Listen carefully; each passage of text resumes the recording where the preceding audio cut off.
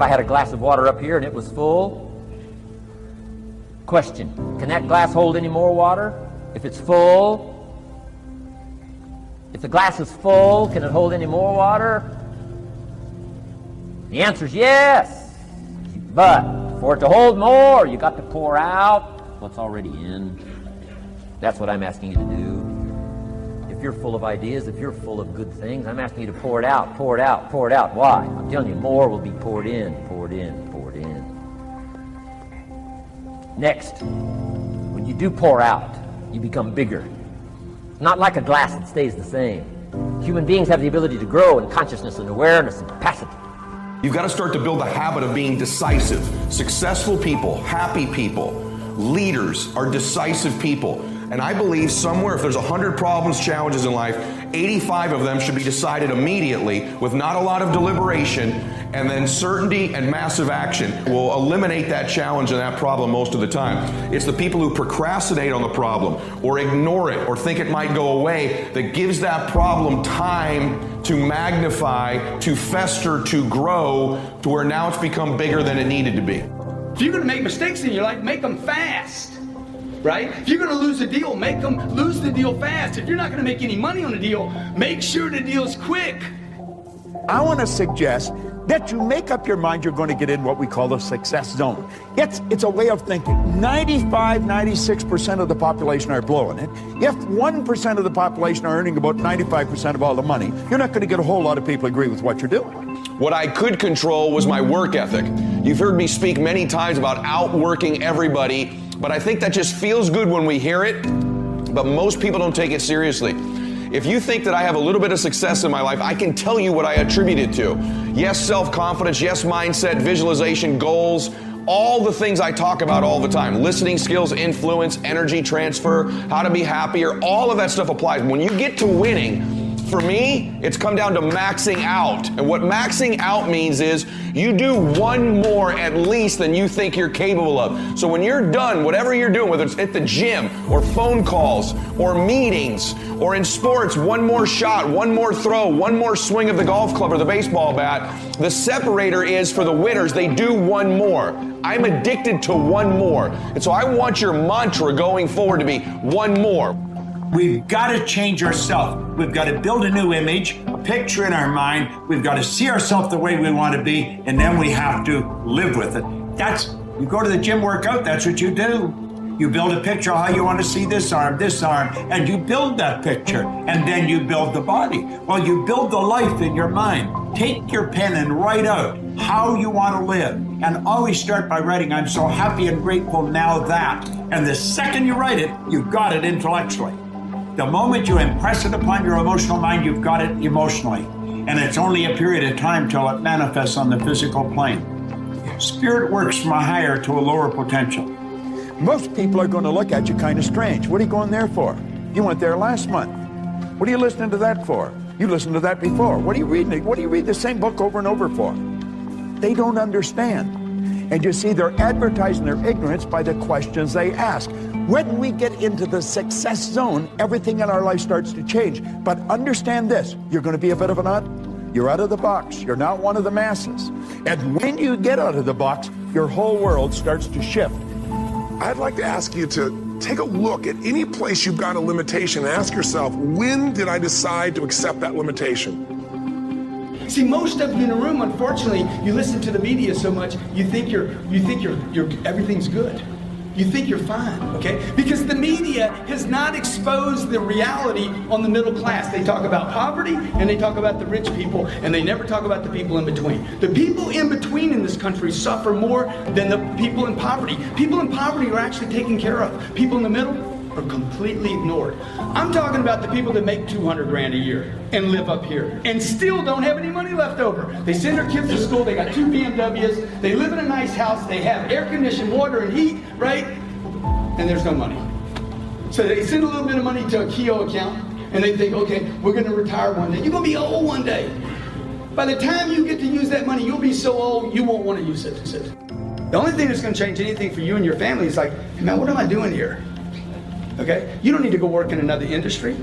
You take the habits you have right now to the restaurant business will fail. Every business is in disruption right now. Everything is changing. You want to go trade Bitcoin? It's going to take a commitment. It's going to take ups and downs. Going to be a bunch of ups and downs in that crypto play. Everybody agree? Okay. You want to go do the real estate game rather than a card game? I'm gonna tell you something right now, man. If you don't bring commitment and discipline and fortitude and persistence to the real estate game, you will get killed in the real estate game. There's no game that you're going to win at that doesn't require a commitment.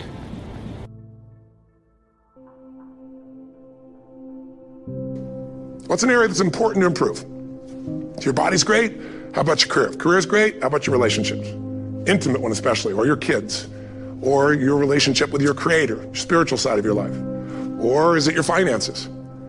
Figure an area that really matters. Decide on that area. Number one, write down what your life is like in that area right now as specifically as possible.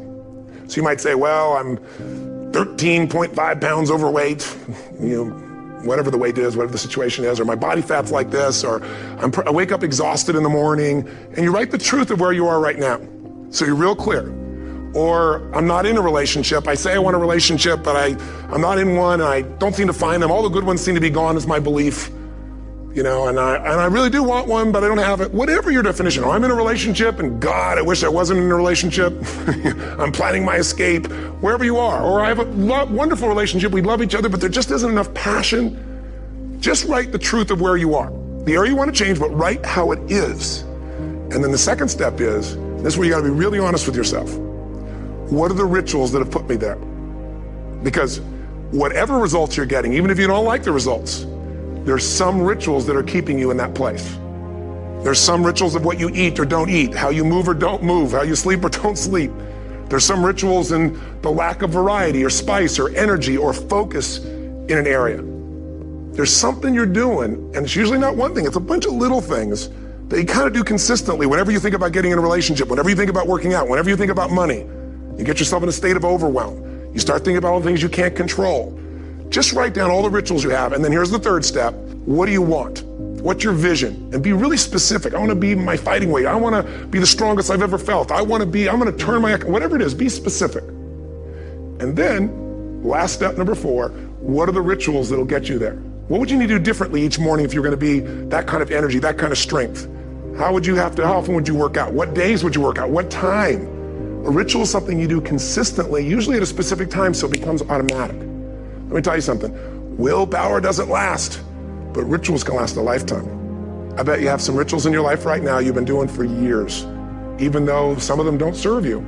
I'm just saying, wake yourself up. If you want a new year and a new life, you don't need to start on January 1st. Start today. Start with this little video. And just begin to see what happens and see how easy it is to just do a few little rituals. Don't do them all, just do 2 or 3 new things. And you know what happens? You'll get momentum. Because once you discipline yourself in one area of your life, you feel yourself doing it in other areas as well. And I always say something that my original teacher taught me. I always remind people, there's always 2 pains in life. There's the pain of discipline, or there's the pain of regret. And discipline weighs ounces, as my friend Jim Rohn taught me. Regret weighs tons. You don't have regret. So right now, what do you want to change? What's it really like? What are the rituals that got you there? That'll take a little homework. If you're not sure, ask the people around you. They'll tell you what your rituals are. What do I really want in depth? What are the rituals that'll get me there? And then get yourself to start a few of those actions and lock them in place. The first thing I want you to know that success is not a destination, it's a journey. Think of success as a process. Let me illustrate it and explain it this way.